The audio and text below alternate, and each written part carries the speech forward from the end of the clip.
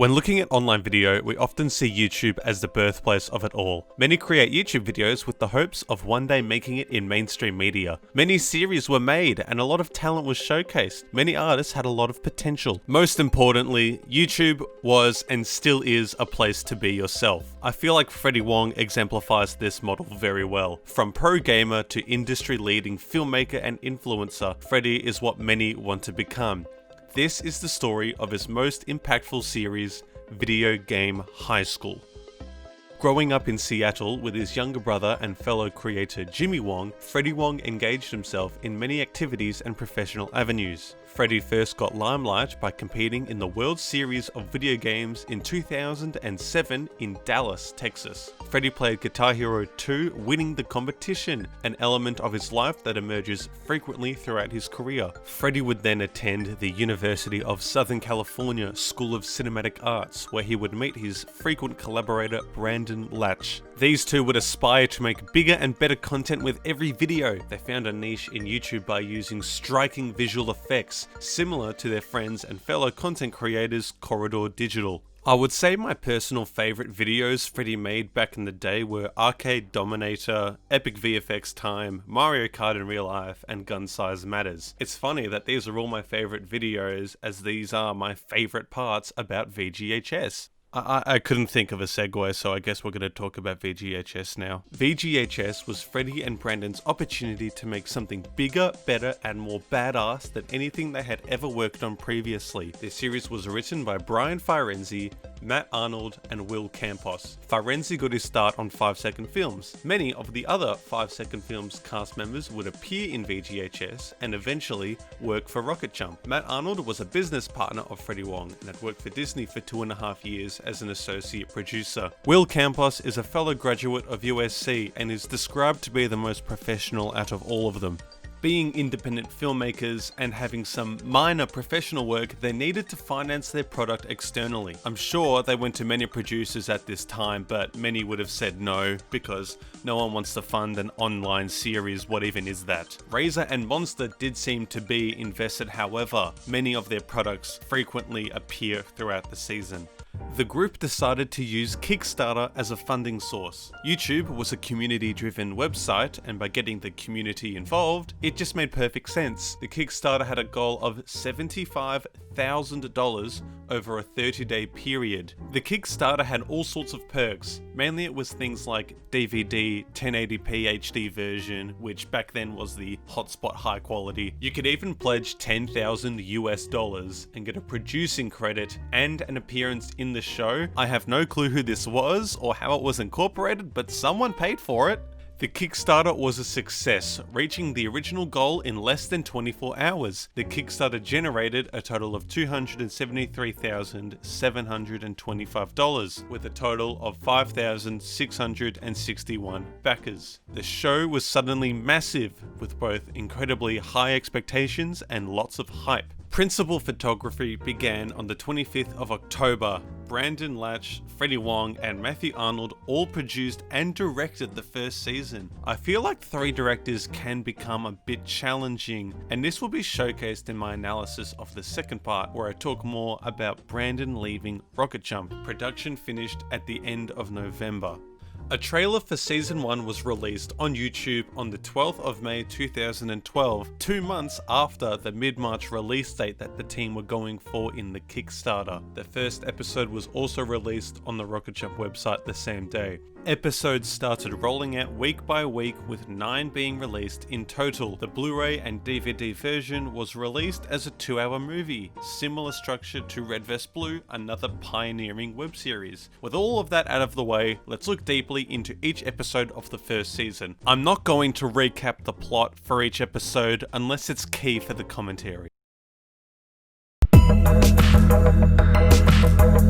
The first episode mainly introduces the audience to its primary protagonist, Brian, played by Josh Blaylock. Wait a minute, he's in No Country for Old Men. We also meet the antagonist, The Law, played by Brian Firenze. Firenze clearly loves this character and relishes every second of screen time. Brian is a copy-paste down on his luck underdog protagonist. A lot of these conventions are accepted, however, due to the crazy premise of the show. This episode does have some weird focusing issues, especially with the Wong Fu Productions cameo. They're flying bikers unexplained, and there's like one other futuristic thing in the show somewhere. Brian's mother is also an addict, and if you think about it too long, it becomes really weird. It's a strange creative choice. We can clearly see the direction and identity the team wants to go for the season. The use of the actors playing their in-game characters works marvelously. They're the most captivating and interesting sequences in this series. The comedy works very well in this episode. It's simple, direct, and most importantly, relatable.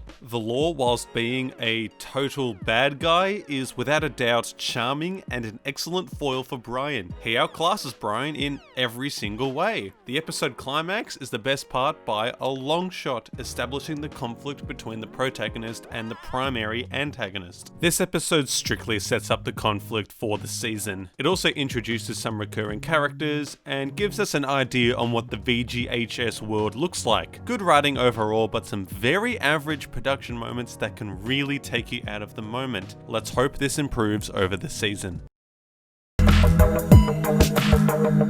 I should quickly mention that Brian has a very simple and easy to follow hero's journey. He's currently in stage 2 if you're following the wheel.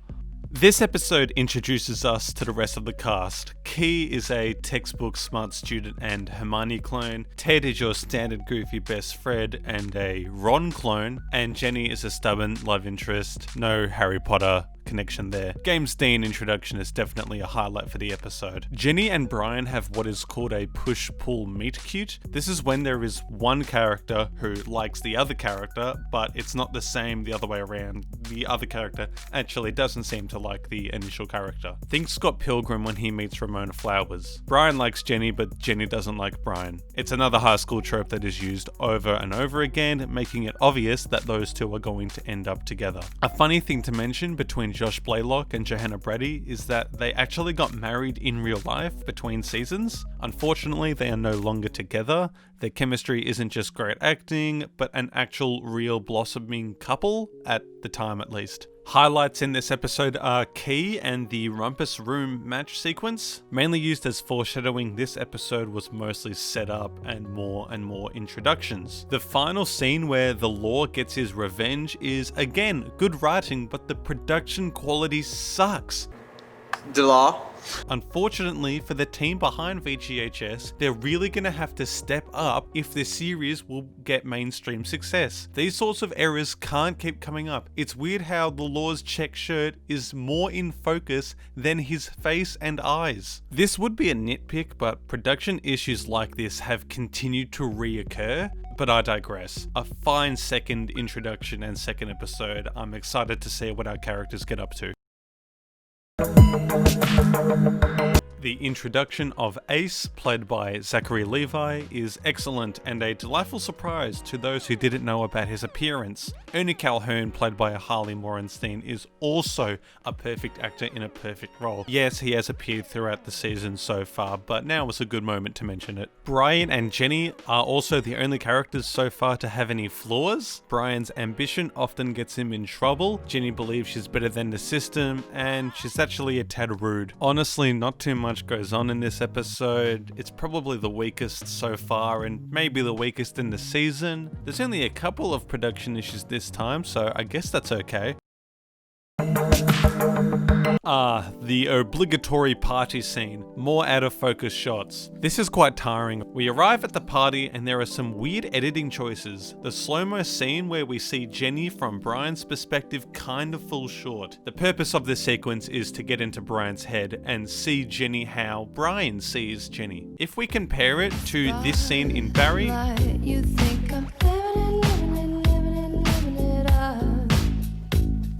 we see that a moment like this can actually showcase a lot of emotion. Unfortunately for VGHS, we have this mess. I shouldn't clown one scene because this episode is actually very important for the show. We finally get some depth for Jenny, which is paramount to the audience understanding her. It's also incredibly relatable. Switch FPS for anything, a scholarship, sport, and we have relatable family pressure. Also, the dialogue in this scene is painfully average. The episode also introduces us to the Drift King, easily the best side character in the show. His extreme personality fits perfectly with the established world. We also finally get some sort of character arc for Ted. Unfortunately for Ted, this is the same parental figure forcing their ideals onto their child. Even though Jenny and Ted's arcs resolve differently, it's all about being your own person, therefore it's the same. The racing sequence is car porn. It's incredible if you like cars. When I talked earlier about videos of Freddy's that I loved, this was the final piece. Guns, cool fight scenes, special effects, and cars. D King, oh, I just realized that kind of sounds like Donkey Kong. Anyway. D King is not a bad person. He is considered by writing standards as an antagonist, but all he wants to do is unlock Ted's true potential. Good job, writing team. But now we must discuss what might be a series low in terms of writing. The Dance Ex Machina game, which is not only a funny name but was also alluded to in the first episode right about here. The problem I have is that Brian is in the danger zone and shouldn't be in challenges. Theoretically, if he loses, he's expelled. But he isn't? Their usernames are clearly used in the DXM machine. There is no rule or established scene showing that the DXM is not part of the VGHS system. You could say that it's an old game, it doesn't count, but then again, it's the same type of drawing straws argument that I am making. The lore, LORE, of VGHS and the rules that exist do not indicate either way, making it a bit of a writing fail. The sequence does have the "it's all about the game" message within. The song they use for the sequence is fantastic, and it further showcases the Lore's video game brilliance. And because stereotypes don't end there, Lore and Jenny are dating. It was foreshadowed in episode 1, but it's still obvious and a bit annoying and overused, so Weird episode. It has some of the better moments and some of the weakest moments. So whatever Brian was writing to Jenny was already on the piece of paper that he was writing on. Freddy is a weird character. He is the only person in the show to be playing himself, but it looks more like an impression of Epic Mealtime Freddy Wong edition. It is an homage to the previously mentioned Guitar Hero days. I think the issue is Freddy Wong is super likable as a person, but not as a character. His only real addition to the show is to a Ted's arc. It does come across as a tad cringy looking back. The bike stack is funny, however, and the car VFX shot is still to this day quite breathtaking. I do quite like the scene where Brian is hiding from the Lore. It's nice to actually see Brian hide and the Lore notice him hiding. The power dynamic between Brian and the Lore is fantastic and well made. At the end of the episode where the Lore walks away from Brian, it's actually really well made, and it truly shows that the Lore is in full control of everything that happens between him and Brian. Hey, Brandon cameo. We also get to see Jenny's FPS skill. Yes, we did see her in the pit, but this is more important. Another writing lesson for audiences that you probably have already heard: show, don't tell. Most of the season, characters had called out or hinted that Jenny is great at FPS. She's even meant to be the captain, but we don't see much of it until now, so good recovery. Like most episodes, the soundtrack is fantastic. The conflict between Jenny and Brian actually starts to become really serious. This episode is mostly filler with not too much going on for Ted and Key. Next.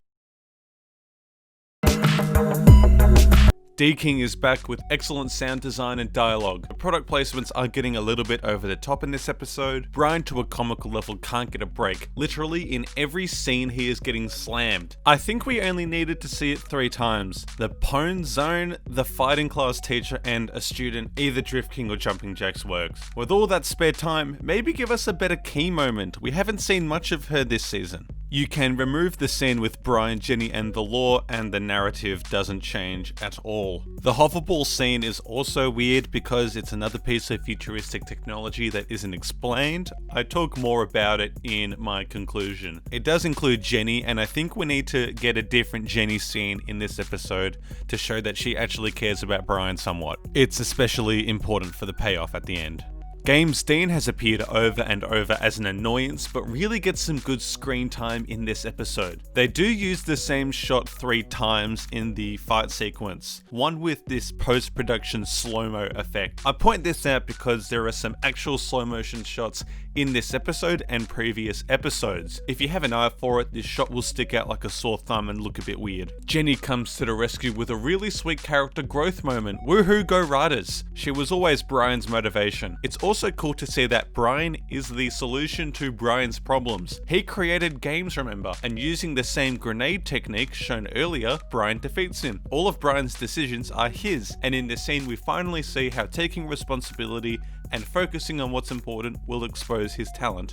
The final shot is also very good in this episode. It's quite a strong episode giving Ted and Jenny development. How will the next episode fare up?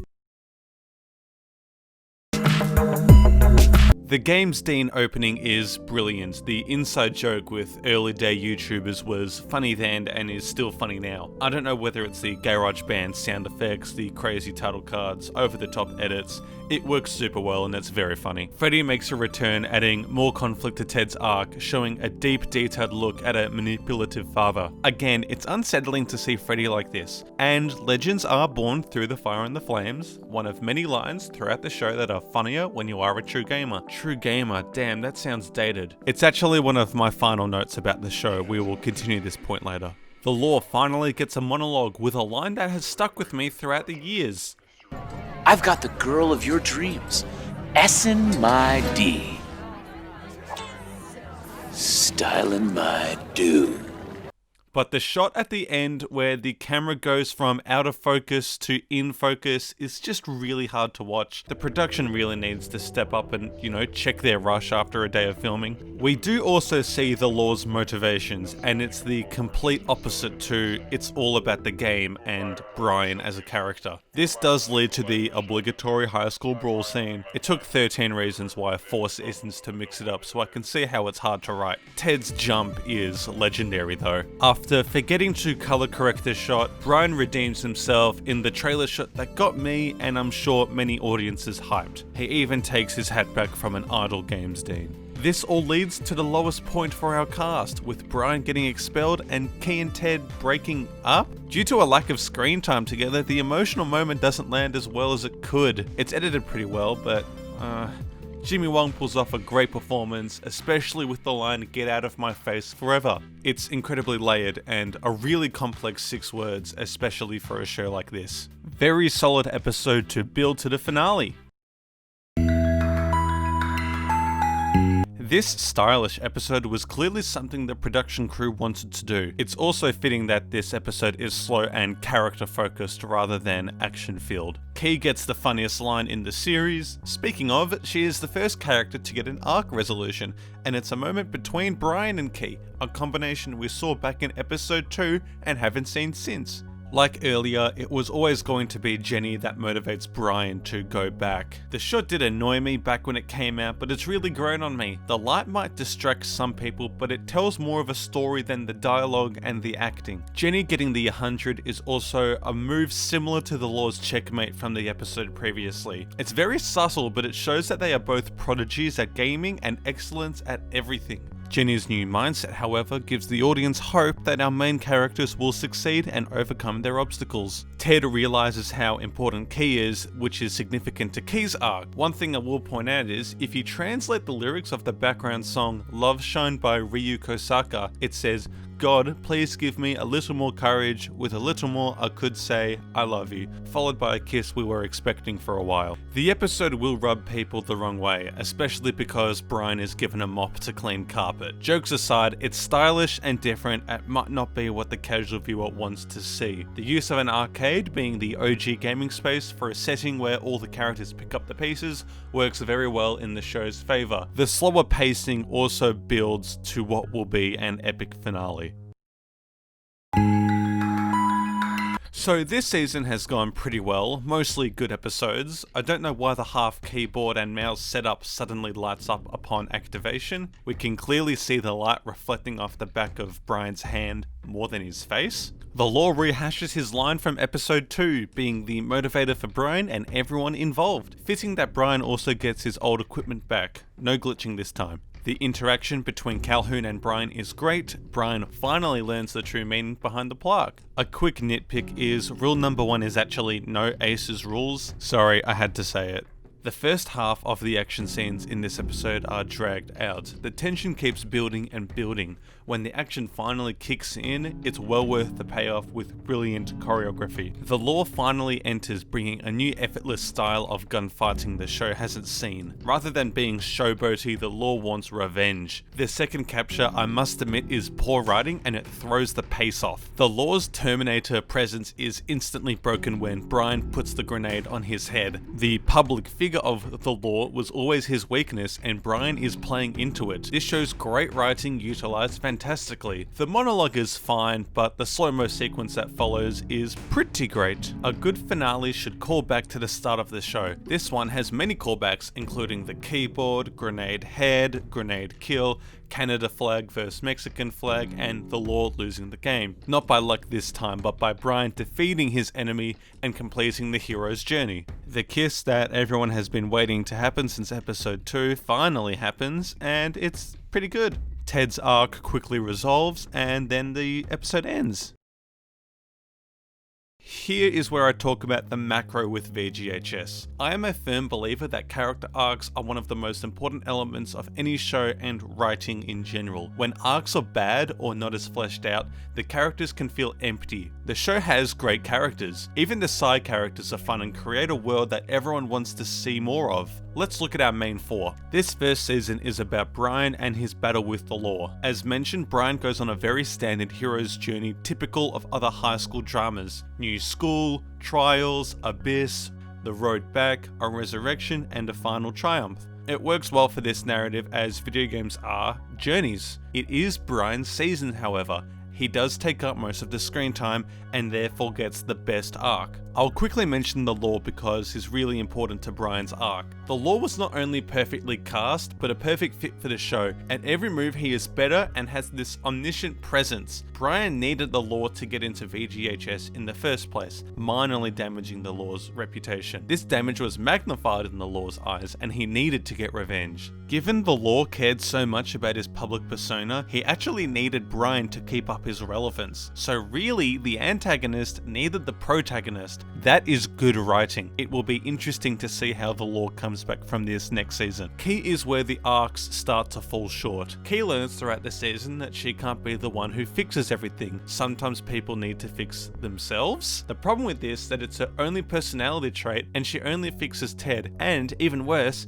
this arc is introduced and resolved in the same scene. Yes, she's smart, she's kind, and she has no bad bone in her body, but we don't get enough time with her. The show does have a relatively short runtime, so yes, some characters won't get enough screen time. The show clearly is focused on the diverse characters, juxtaposing the intention and the results. You can't have it both ways, unfortunately. Ginny learns to be less stubborn, but by having more faith in people rather than the game, the success will follow. It's a character arc, but it's rather minimal and could be considered a stretch. It's very easy to read her arc as Ginny learns to like Brian, which diminishes female characters appealing to the male fantasy, especially because she's a hot gamer chick. The writers wanted her to be more than a love interest. Ginny contrasts Key very well, showing another smart, talented female character. The representation is really solid. Ted gets an interesting arc. He gets over his insecurities and learns where his passion truly lies, mostly through some of the classic style rocket jump VFX. It's a weird choice to me to make Freddy an antagonist. Ted, however, whilst being great comedic relief, actually gets some solid internal conflict moments.